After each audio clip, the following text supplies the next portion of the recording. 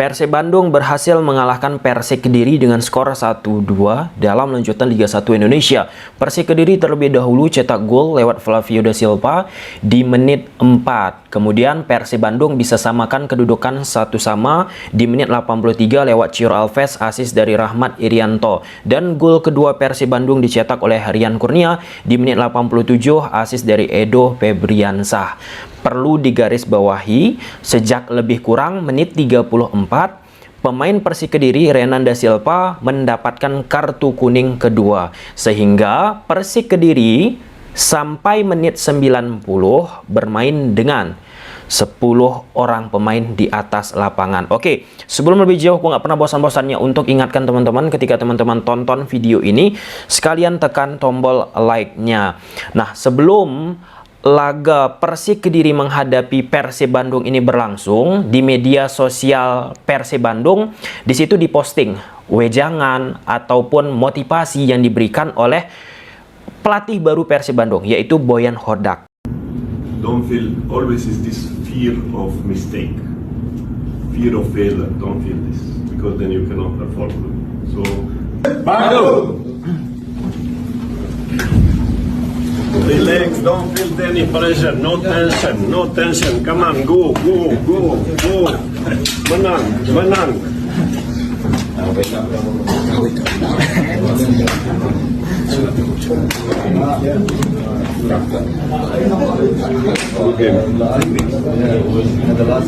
Lantas aku ingat kembali dengan apa yang disampaikan oleh pelatih baru Persib Bandung, Boyan Hodak. Meskipun di pinggir lapangan Coach Yaya yang memimpin Persib Bandung berlaga. Nah, sehingga langsung aku tulis di kolom komentar IG Persib Bandung. Nah, secara garis besar, apa yang disampaikan oleh Boyan Hodak? Ini kita bicara substansi ya teman-teman ya. Jadi, jangan merasa takut akan kesalahan. Ini dalam sih kata-kata dari Boyan Hodak. Dan jangan takut akan kegagalan. Kalau kita merasa takut akan kesalahan yang udah kita lakukan, kemudian kegagalan-kegagalan yang sudah kita lakukan, maka kita nggak akan mampu untuk ya berjalan dan menatap ke depannya untuk lebih baik. Oke, kemudian ditambah lagi oleh Coach Boyan Hodak. Relax, jangan merasa ada tekanan, hilangkan ketegangan. Dan Coach Boyan Hodak pun ketika ia memberikan wejangan kepada pemain Persib Bandung, ia pun memberikan tepokan kepada pemain-pemain Persib. Lebih itu yang menjadi bahan diskursus, tepokan dari Boyan Hodak. Ketimbang kalau aku lihat ya, dari apa yang disampaikan oleh Coach Boyan Hodak. Apa yang disampaikan oleh Coach Boyan Hodak? Seperti yang aku bilang tadi. Kalau kita bicara, ini bukan overfraud teman-teman. Bukan berlebih-lebihan. Kalau kita bicara di sepak bola yang elit, contoh di Liga Inggris teman-teman, selain pelatih berbicara tentang taktik di atas lapangan, akhirnya kalau kita lihat background dari seorang pelatih tersebut, kadang beberapa pelatih dari sisi ilmu psikologi itu ia miliki. Contoh, kalau aku nggak salah, Thomas Tuchel. Ia ketika dikorek-korek, selain dia ahli taktik teman-teman, ia juga backgroundnya mengetahui nih, bagaimana sih menyuntik, bagaimana sih mentreatment pemain-pemain tersebut di atas lapangan, baik itu ketika bertanding ataupun sebelum bertanding. Ya, walaupun itu kan sebuah usaha, ya nggak semuanya pasti. Ada juga kok bang, Thomas Tuchel kalah. Nggak kita bicara kalahnya, tetapi leadership yang dimiliki oleh seorang pelatih, karakter yang dimiliki oleh seorang pelatih. Meski di laga ini Boyan Hodak belum memimpin di pinggir lapangan, ya kata-kata itu sangat bagus aku katakan. Dan bukan hanya kita bicara pemain Persib Bandung yang berlaga di pertandingan Liga 1 Indonesia ini. Coba, apa yang disampaikan oleh Coach Boyan Hodak itu tadi, kita resapi, kita ingat, dan kita renungi, dan kita aplikasikan di kehidupan kita. Nah, itu psikologi, mental. Dan kalau kita lihat dan bicara psikologi teman-teman, kemarin udah kita bahas. Frank Wormuth, konsultan tim Indonesia yang di-hire oleh PSSI, kalau kita korek-korek, ia ada bicara di media internasional tentang pentingnya psikologi olahraga untuk bisa meningkatkan aspek kemampuan pemain tersebut di atas lapangan. Ini baru satu laga, perlu kita lihat ke depannya bagaimana Persib Bandung dengan kemenangan ini dan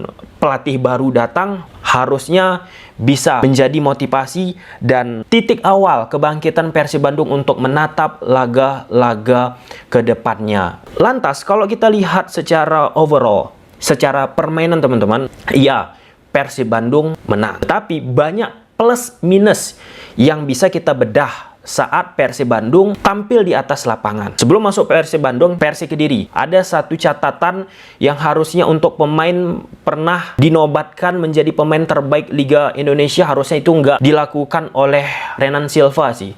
Apa itu? Terlalu cepat mendapatkan kartu kuning, kurang lebih di menit kedua sudah kartu kuning. Itu keputusan wasit sudah tepat. Kemudian di menit 34 mendapatkan kartu kuning kedua, yang dimana pelanggaran tersebut pelanggaran nggak penting. Ada momentum didapatkan oleh Persib, ditarik Renan da Silva, jersey pemain Persib, ya jelas. Dan ini tentu menjadi evaluasi ya bagi Renan da Silva, manajemen Persik Kediri. Kenapa Renan da Silva melakukan hal yang harusnya tidak dilakukan? Kembali kita ke Persib Bandung teman-teman. Persib Bandung di laga ini pun harus aku akui, terlepas dari beberapa keputusan-keputusan wasit yang bisa diperdebatkan, baik itu apa yang didapat oleh Persik Kediri, baik itu apa yang didapat oleh Persib Bandung, aku nggak ada membelah tim A, B, C, D, E ya. Bagi aku, jujur, harusnya Persib Bandung bisa menciptakan lebih dari 2 gol. 3-4 gol harusnya bisa.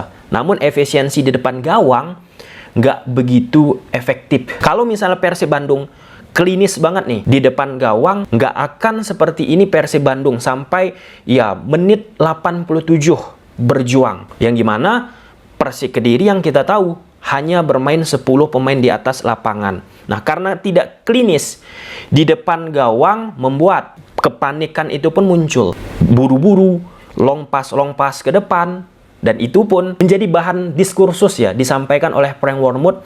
Aku baca teman-teman tentang psikologi olahraga yang dia sampaikan di media internasional. Kenapa aku ulang-ulangi Frank Wormuth? Frank Wormuth kita korelasikan juga biar teman-teman pun mendapatkan cakrawala bagaimana sih peran dan pentingnya psikologi olahraga. Nah, kalau kita bicara ball possession di laga ini 75% Persib Bandung, 25% Persik Kediri. Ya, jelas Persik Kediri bermain bertahan setelah mendapatkan kartu merah. Tentu ketika bermain bertahan membutuhkan stamina menuju 90 menit. Dan di akhir-akhir pertandingan kita lihat Persik Kediri mengalami penurunan. Dan kerasa banget dengan 10 pemain Persik Kediri nggak bisa banyak lagi menciptakan sebuah peluang yang berbahaya ya teman-teman ya. Berbanding terbalik nih, Persib Bandung yang notabene unggul orang, nggak begitu indah permainannya, nggak bisa banyak menciptakan peluang, nggak bisa menciptakan kombinasi lewat permainan sektor kiri ataupun kanan,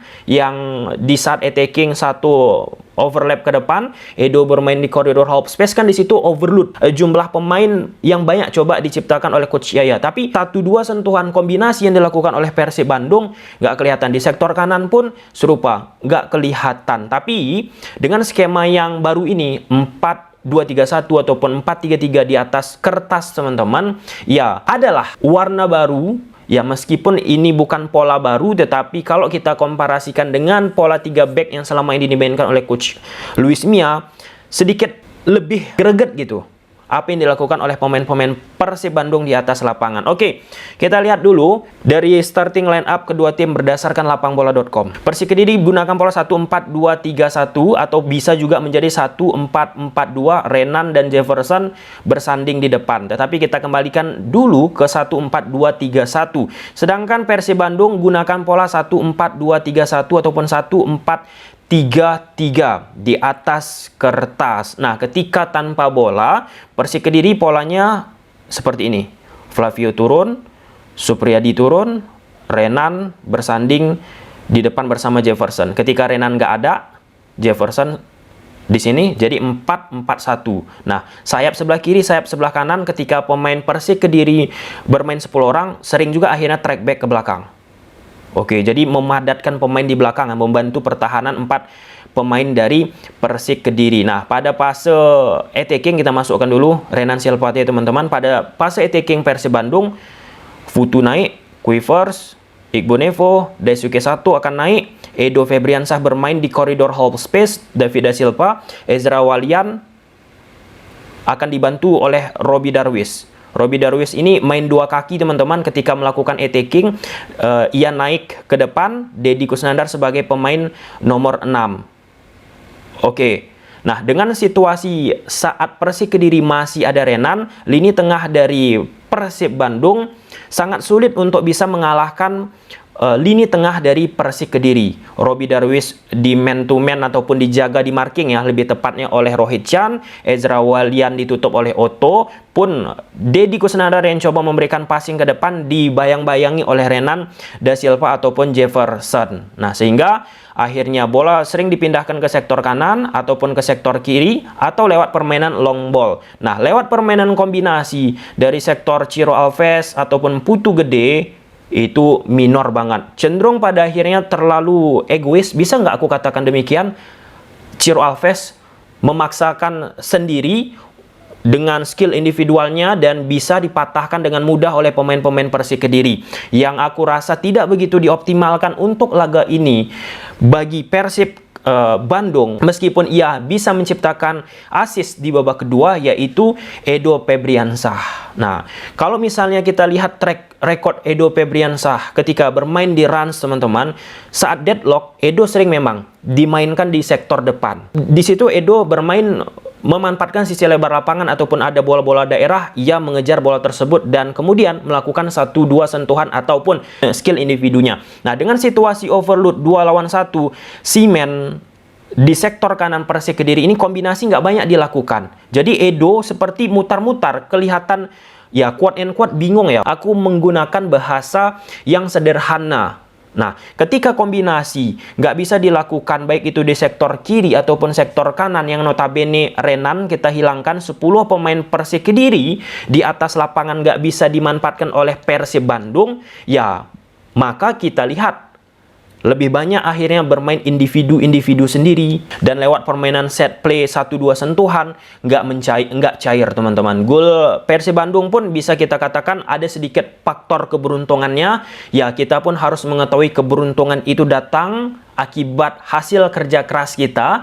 Dan gol kedua dari Rian Kurnia yang dimana di situ pemain Persik Kediri Agil Munawar kalau aku tidak silap teman-teman tidak mampu memenangkan duel. Sedangkan gol dari Persik Kediri ke gawang Persib Bandung ini khas banget lewat permainan bola crossing, tujuannya memanfaatkan duel udara. Di situ ada salah komunikasi yang dilakukan oleh pemain Persib dan terjadi sebuah scrimmage dan tercipta gol lewat Flavio da Silva. Apakah itu sebuah kebetulan? Kalau kita lihat saat Persib Bandung ditangani oleh Robert Rene Albert, crossing ataupun bola udara menjadi persoalan. Saat Luis Mia melatih Persib Bandung, sama juga nih, bola atas, corner kick ataupun crossing tetap menjadi persoalan. Dan itu salah satu statement yang disampaikan oleh Luis Mia kan sebelum ia pergi ataupun mundur dari Persib Bandung. Kita lihat ke depannya, tentu ini menjadi vitamin bagi Persib Bandung menghadapi laga-laga selanjutnya.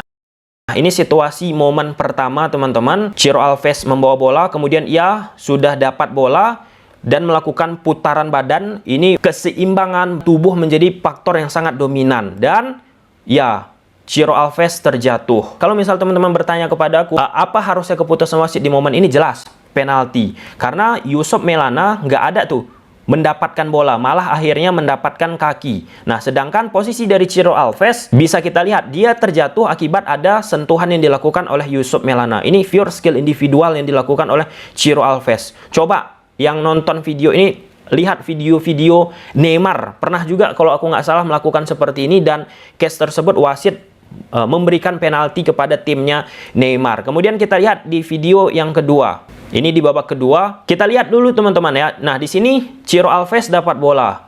Nah, first touch-nya ini nggak bagus. Itu nggak bagus.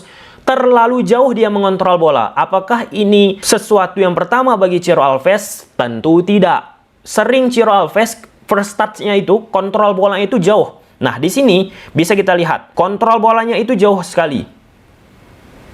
Yap, kontrol bolanya. Sehingga yang tadinya harusnya mutlak 100% bola ini dikuasai oleh Ciro Alves, kalau misalnya first touch-nya itu bagus, jadi 50-50 nih. Jadinya Hamra pun posisinya dekat dengan bola, Ciro Alves pun posisinya dekat dengan bola. Dan terjadilah duel antara Hamra dan Ciro Alves. Kita lihat dari angle yang berbeda. Nah, kalau dari angle ini memang ada sentuhan, jelas. Kalau angle yang ini, nah, Ciro Alves berhasil melakukan sentuhan bola kedua. Setelah first touch-nya tadi nggak optimal, bola tersebut lewat dari posisi Ciro Alves. Dan di sini Hamra, teman-teman, intensinya sebelumnya terhadap bola. Nah, kemudian bola udah lepas dan Hamra posisinya udah jatuh ya, nggak ada melakukan apapun lagi.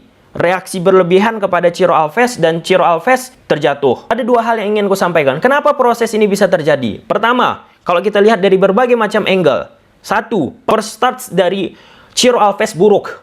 Sehingga nggak bisa mengontrol bola secara rapi. Sehingga yang kedua, Hamra pun karena first touch Ciro Alves nggak rapi, melakukan sebuah pergerakan ataupun tackle, intention terhadap bola.